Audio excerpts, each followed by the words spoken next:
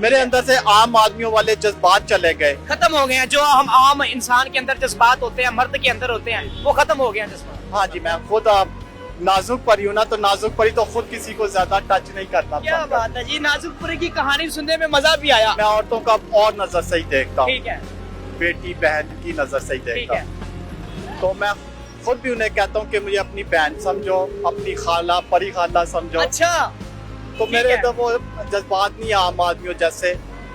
نہیں رہے اب. ہاں میں- اچھا یہ بال کا کس طرح یہ نقلی ہیں یہ کہ آپ کے ریجنل ہے؟ نہیں سر یہ وگ لگائی ہے، وگ لگائی ہے، شوق ہے. شوق اور یہ ہے. منہ پہ کیا کیا ہوگا آپ نے؟